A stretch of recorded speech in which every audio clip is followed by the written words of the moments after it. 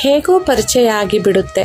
ಅದೇಗೋ ಬಿಟ್ಟಿರಲು ಸಾಧ್ಯ ಇಲ್ಲವೇ ಇಲ್ಲ ಎಂಬಂತೆ ಆಗಿ ಹೋಗುತ್ತೆ. 7 ಜನ್ಮದ ಅನುಬಂಧ ಅನ್ನುತ್ತೇವೆ. ಒಂದಿಷ್ಟು ದಿನಗಳು ತುಂಬ ಚೆನ್ನಾಗಿಯೇ ಇರುತ್ತೆ.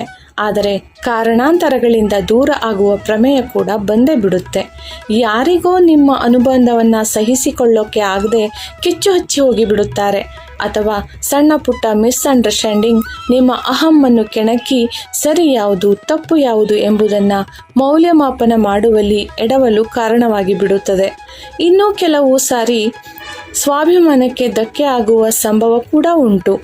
ಆದರೆ ಇಲ್ಲಿ ಗಮನಿಸಬೇಕಾದ ಅಂಶ ಏನೆಂದರೆ, ಇಬ್ಬರಲ್ಲಿ ಒಬ್ಬರು ಸಂಬಂಧ ಉಳಿಸ್ಕೊಂಡು ಹೋಗಲು ಹೆಣಗಾಡ್ತಾರೆ, ತಮ್ಮ ತಪ್ಪಿಲ್ಲದೆಯೂ ಬಾಗುತ್ತಾರೆ. ಆದರೆ ಇನ್ನೊಬ್ಬರ ಅಹಂ ಇದ್ಯಾವುದನ್ನು ಪರಿಗಣಿಸದೆ ತನ್ನದೇ ಸರಿ ಎಂಬ ವಿತಂಡವಾದದಲ್ಲಿ ಬಂಧವನ್ನು ಮುರಿದುಕೊಳ್ಳುವಲ್ಲಿ ಯಶಸ್ವಿಯಾಗುತ್ತೆ. ಸಂಬಂಧವನ್ನು ಉಳಿಸಿ ನಡೆಯಲು ಹೆಣಗಾಡಿದ ವ್ಯಕ್ತಿ ನೀರಿನಿಂದ ಮೇಲೆ ಬಂದ ಮೀನಿನ ಹಾಗೆ ವಿಲವಿಲನೆ ಒದ್ದಾಡಿ ಕೊನೆಯಲ್ಲಿ ಒಂದಿಷ್ಟು ನೋವುಂಡು ಸಾಕಪ್ಪ ಎಲ್ಲರ ಸಹವಾಸ ಎಂದು ಯಾರ ಉಸಾಬರಿ ಕೂಡ ಬೇಡ ಎನ್ನುವ ತೀರ್ಮಾನ ಕೈಗೊಂಡು ಏಕಾಂತ ಹೆಜ್ಜೆಗೆ ಶರಣಾಗಿ ಬಿಡುತ್ತೆ.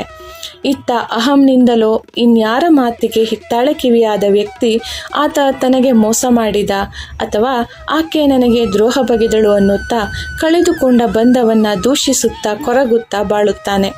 ದೂಷಣೆ ಮಾಡುವ ಬದಲಿಗೆ ಒಮ್ಮೆ ಸುಮ್ಮನೆ ಕೂತು ಕಳೆದುಕೊಂಡ ಬಂಧದ ಈವರೆಗಿನ ನಂಟಿನ ಬಗ್ಗೆ ಸಣ್ಣ ಚಿಂತನೆ ನಡೆಸಿದರೆ, ಆ ವ್ಯಕ್ತಿತ್ವದ ಬಗ್ಗೆ ಸೂಕ್ಷ್ಮ ಅವಲೋಕನ ಮಾಡಿದರೆ, ಒಳಗಣ್ಣಿನ ವಿವೇಚನೆಗೆ ಬಿಟ್ಟು ಯೋಚಿಸಿದರೆ ತಪ್ಪು ಎಲ್ಲಿಂದ ಯಾರಿಂದ ಆಗಿದೆ ಎಂಬುದು ತಿಳಿದೇ ಹೋಗುತ್ತೆ.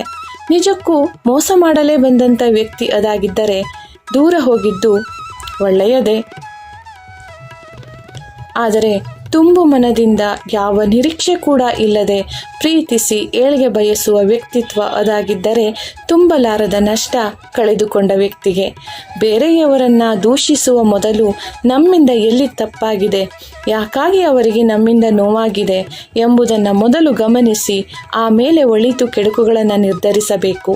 ಇಲ್ಲ ಎಂದರೆ ನೋವು ನೀಡಿದ್ದು ಸಾತ್ವಿಕ ಮನಸ್ಸಿಗೆ, ಹಿತೈಷಿಯಾಗಿ ಹರಸಿ ಹಾರೈಸಿದ ಮನಸ್ಸಿಗೆ ಎಂತಾದರೆ ಭಗವಂತ ಕೂಡ ಕ್ಷಮಿಸೋಲ್ಲ.